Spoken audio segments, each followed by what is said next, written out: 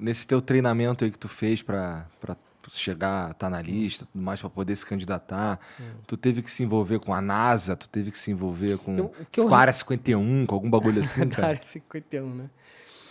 A área 51 foi, na verdade, Tu foi na Área 51? fui na área 51 para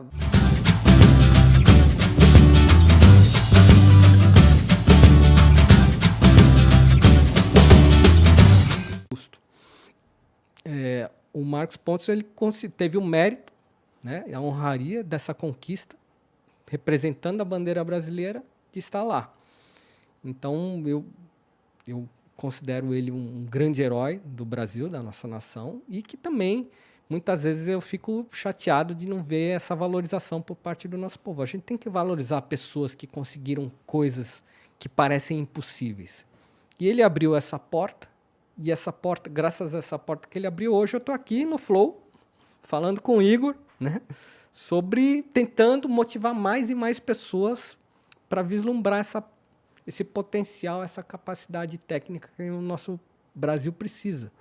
É entrar mais de cabeça nas ciências, porque as ciências é o que transforma pessoas em um país com mais soberania, com mais civilidade, com mais... Como é que eu posso usar aquela palavra?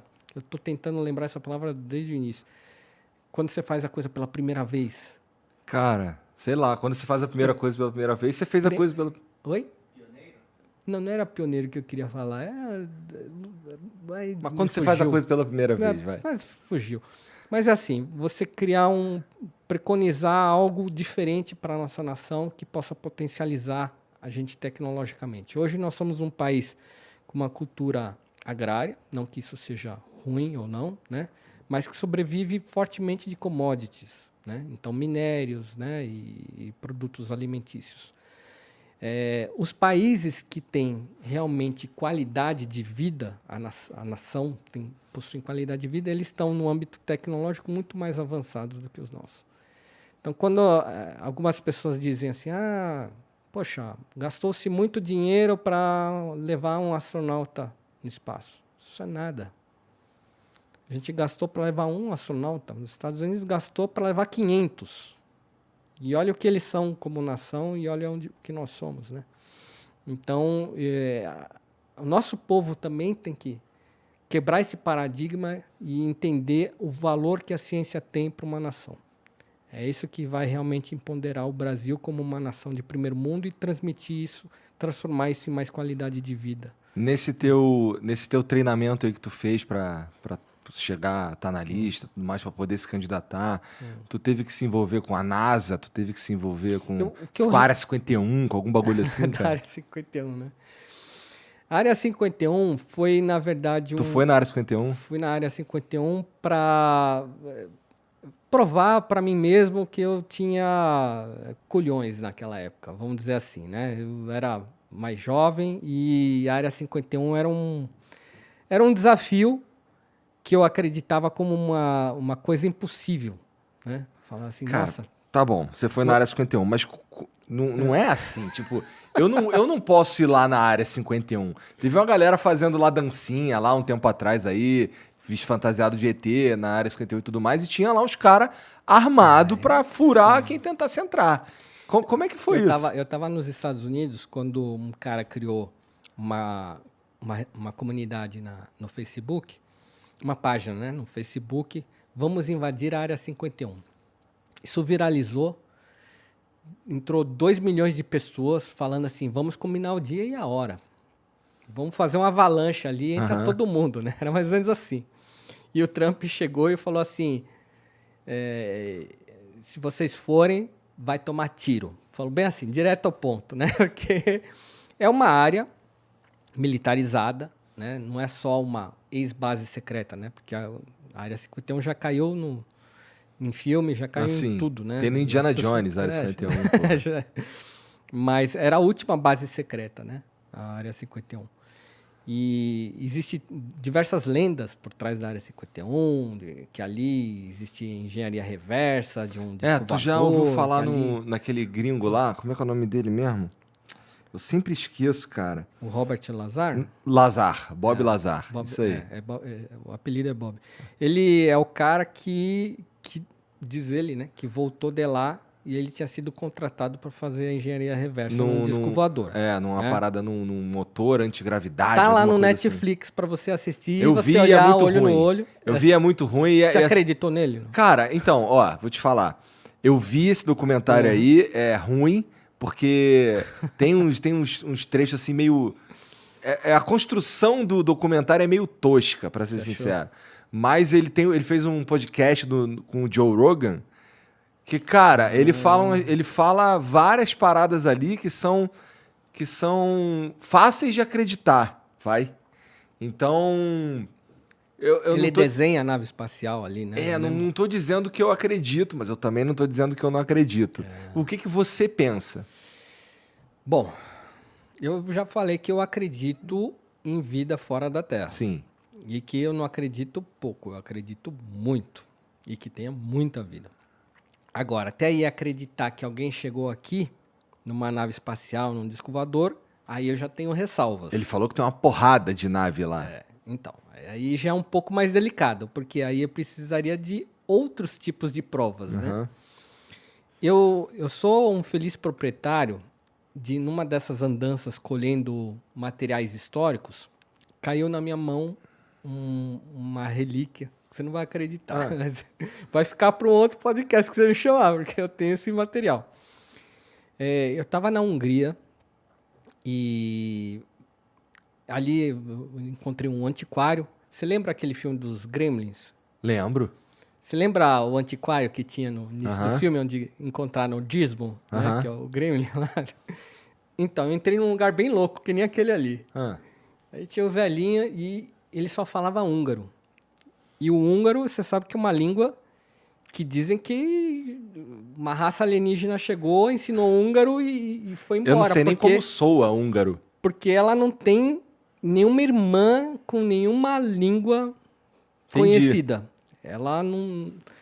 Ninguém descobriu ainda. Realmente é uma das línguas mais difíceis de se falar. E ela não se liga ao germânico, nem ao latim, nem ao cirílico, enfim, é uma coisa assim. O húngaro realmente é único, né? Imagina eu me comunicando com o húngaro. Né? Não tinha, é jogo de mímica ali, né? E eu queria falar, Brasil, coisa antiga, tem aí coisa muito antiga. Procurando coisa de Santos Dumont. Não, estava procurando qualquer coisa ali que remetesse em português, algum material. Tinha muito livro, assim, nas estantes e tal. Tinha uns livros lá que eu acho que era de Copérnico. Ali. E o que tu estava fazendo lá, cara? Cara, ali eu estava fazendo... Olha só que interessante. Quando eu tinha 10 anos de idade, eu li um livro, a minha professora pediu para eu ler um livro húngaro, chama Meninos da Rua Paulo. Então o autor é um autor famoso lá na Hungria. Tá? É tipo um Machado de Assis lá na Hungria, chama Ferenc Molnár. E aí eu estava viajando pela Europa e aí surgiu essa possibilidade de passar na Hungria. Então eu falei assim, cara, eu lembro o nome das ruas lá que estavam lá no livro, eu vou lá para saber se existiu mesmo aquela história naquele lugar. E quando eu cheguei no lugar, realmente existia tudo que estava no livro. As ruas bonitinho, tudo certinho. Eu achei, eram uns meninos, era um livro infantil, eu li quando eu tinha 10 anos de idade, meninos que brincavam de guerra, né, de conquistar o forte do outro, era aquela coisa, né, de guerra de bolinha de areia e tal. E eu descobri esse lugar lá. E aí eu falei, olha, aqui realmente aconteceu, a rua Ferenc Molnár, existe até a praça Ferenc Molnár, tá aqui a área baldia e tudo mais, eu quero levar alguma lembrança daqui. E aí, quando eu vi o antiquário, eu falei, antiquário, eu adoro história, eu queria pegar algum registro como uma lembrança daquele lugar. E quando eu entrei nessa loja, foi interessante, porque você tenta se comunicar em inglês, eles não entendem. Brasil, já ouvi isso alguma vez na minha vida. Né? Tá.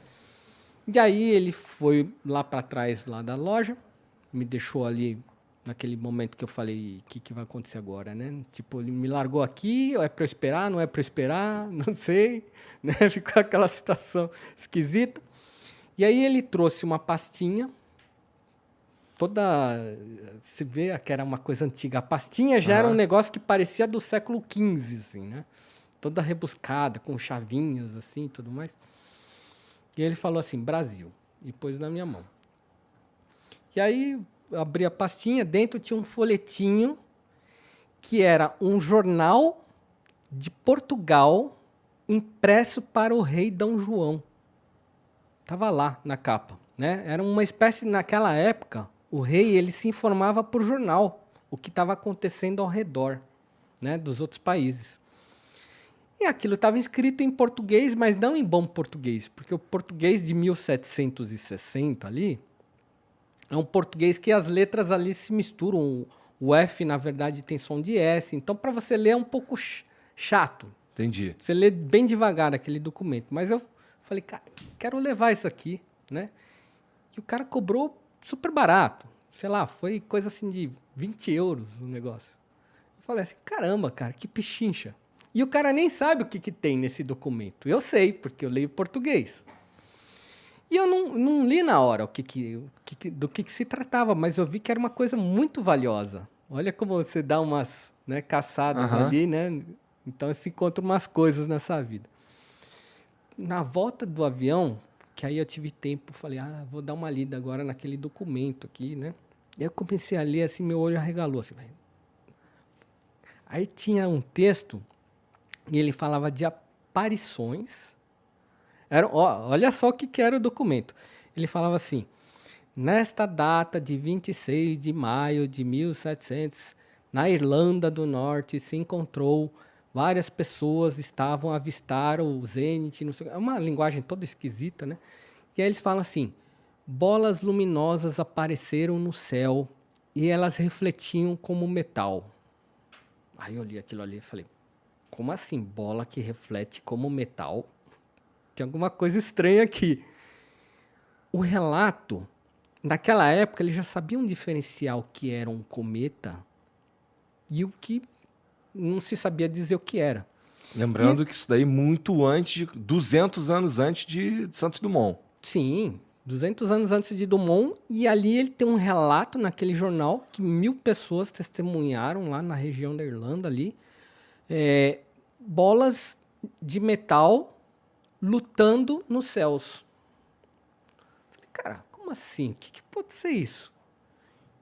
Aparentemente, e eu não estou dizendo que mas aparentemente ali é um relato do primeiro OVNI que se tem na história e foi parar na minha mão por 20 euros. E aí eu olhei aquilo ali e falei, cara, isso aqui é poderoso, deixa eu guardar isso aqui.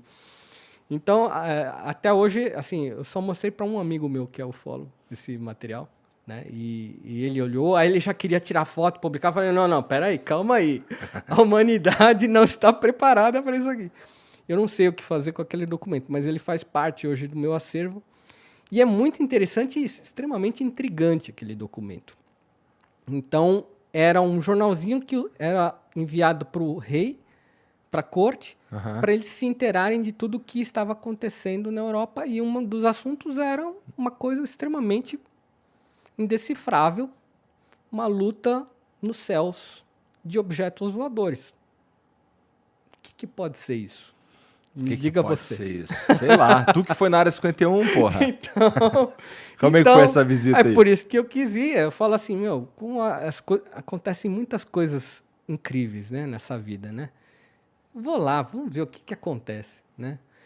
E, obviamente, não foi uma viagem assim...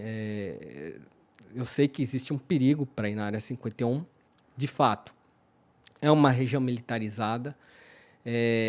Ele não aparece em qualquer mapa assim, ó, faça esse caminho e chegue na área 51. Então, eu encontrei em Roswell um cara. Esse cara, ele tinha escrito um livro sobre que ele tinha conseguido chegar na área 51. E ele dava as coordenadas para chegar na área 51. Então, nessa época, foi em 2014, eu falei, de Roswell, eu peguei um carro e fui até Nevada. Atravessei os Estados Unidos porque eu falei assim, eu vou aproveitar isso aqui, porque até então eu nunca tinha visto nenhum material, nenhuma literatura sobre como chegar à área 51. E eu fiquei extremamente intrigado com aquilo. Eu falei, pô, o cara falou que teve lá. Se ele chegou, dá para chegar, né? E aí foi uma viagem assim que você pega a highway lá, né? E é deserto, é aquela reta que você vê o começo e você não vê o fim, né? E deserto de um lado, deserto do outro. E quanto tempo durou essa viagem aí? Cara, de Roswell para lá foram uns 3 dias aí, porque fui parando em vários lugares. Aham. Mas aí eu parei em Las Vegas, que é o lugar mais próximo dessa região onde está o condado de Rachel, que é a cidade mais próxima da Área 51. Que é interessante, né? Porque assim, a área mais próxima da área 51 é um lugar onde vai turista pra caralho, né? É verdade. Não, então. E aí eles não recomendam que você vá de jeito nenhum à Área 51. Qualquer pessoa que você perguntar, olha, tem algum mapa para levar à Área 51? O americano, ele te olha com uma cara de tipo, você não vai fazer isso, cara. Né? Ele te olha assim assustado. Tipo assim, não faça isso. Eles matam as pessoas. Eles atiram e depois perguntam o nome, né? Então você fala assim, meu, será que eu perguntei para um louco ou é para valer isso aí? Mesmo? Né? É. Então a gente lê muitas histórias e a gente não sabe o que acreditar. Mas eu estava pré-determinado a ir à Área 51. E aí eu tenho no meu site, depois entra lá, ou só digita Palhares Área 51, você vai cair lá no meu blog que eu conto certinho o caminho para chegar lá. Também já abri porta aí para alguns brasileiros aí. Mas não vá, você vai tomar tiro. Não conheço ninguém que foi. Que eu saiba, eu fui o único, mas eu dei lá todo o caminho das pedras. E aí você chega nessa cidade que se chama Rachel, que é uma cidade assim que tem 20 trailers. Essa é a cidade. Tipo, todo mundo mora no trailer no deserto. Aí você chega lá e fala, bom, onde é que se come aqui, né? Bom, tem uma lanchonete lá, que é o Alien Inn, o nome da lanchonete. Olha só, né? E só tem gente pirada lá dentro, né? Você olha, sabe quando você abre a porta assim, do negócio do estabelecimento faz... Ah, que legal. E aí todo mundo, de repente, olha para você. Você só escuta do pescoço, assim, todo mundo olhando. O forasteiro ali na frente da porta, ali, parado. Opa, né? Tô entrando. E realmente muita gente esquisita, né? O pessoal, né? Bicho, uns estilos assim, sabe ZZ Top? Aqueles Sei. ZZ Top? Parece que tem um monte de ZZ Top ali. Todo mundo de óculos escuros, redondinho. A barba até lá no joelho, né? Os caras grandões e tal. E aí todo mundo te encarando assim, e aí você anda, faz aquele barulho no chão de madeira, né? Que nem você tá entrando no faroeste ali. Eu falei, caraca, meu, a gente quer entrar pianinho, mas não tem jeito nessa cidade. Tu foi lá comer ou tu foi lá pegar informação? Fui pegar informação.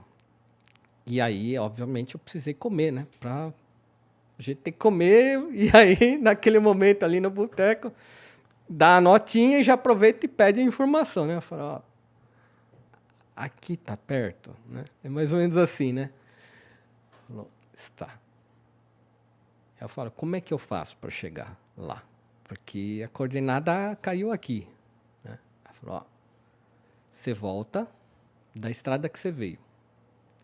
Quando você vê uma placa de pare, aquela placa, você esqueça aquela placa.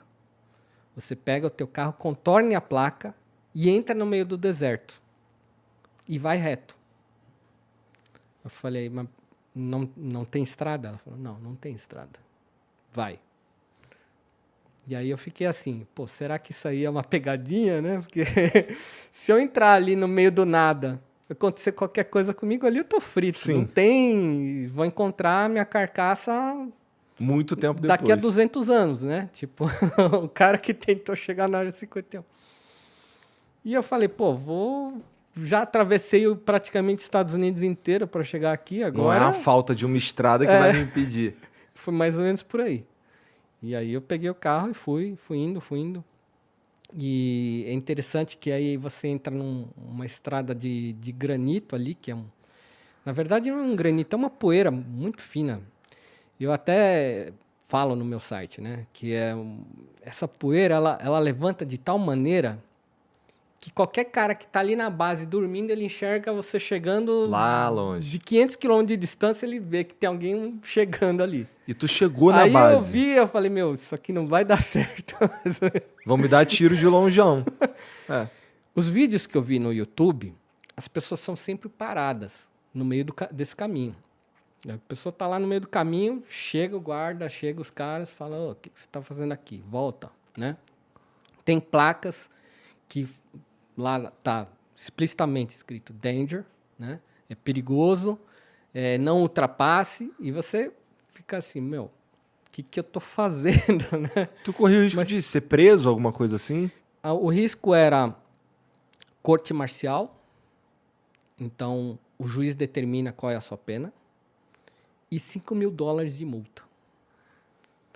E como eu já estava naquele momento em que eu já estava tão predestinado, eu vou fazer isso e acabou, né? Não tem mais volta agora, onde eu já cheguei, eu segui em frente e eu escolhi fazer isso durante o ano novo, que, no meu entender, era um momento adequado.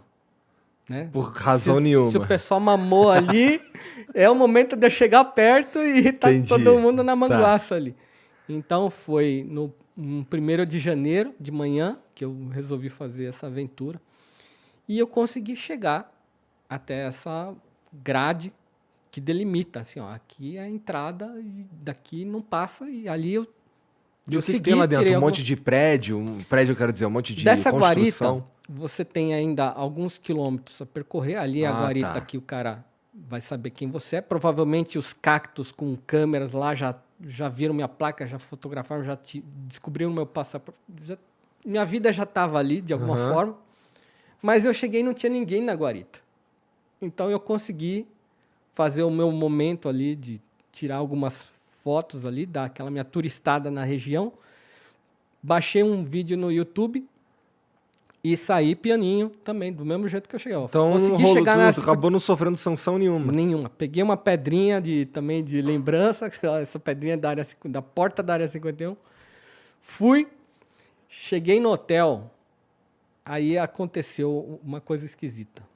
Quando eu estava no hotel, já renderizou meu vídeo lá no YouTube. Aí eu vou abrir meu micro, né, pra ver se ficou tudo certinho. Aí o meu Outlook começou a entrar mensagem assim, que nem máquina caça-níquel. Começou a girar os números assim, eu falei, caramba, me hackearam. Aconteceu alguma porcaria aqui que eu não sei qual é. Que assim, ficou louco o meu Outlook. Quando eu vi, era o quê? As minhas mensagens do pessoal que viu o meu vídeo, que foi pro Trend Tops do YouTube. De repente, nível mundial, escala mundial, eu recebi 120 mil visitas em 5 minutos, foi uma coisa assim. E todo mundo ali comentando, isso daí não é área 51, é o quintal da minha casa. Isso aí, cara, você é meu herói. Não, isso aí não é área 51, conta outra, mané. Então, tinha de tudo ali, né? E o pessoal comentando, e eu falei, puxa, ainda bem, pensei que já tinha invadido o meu micro aqui, né? Porque foi uma parada bombástica. Sinistra. 2014, tá falando? 2014 que eu fui pra área 51. Que doideira.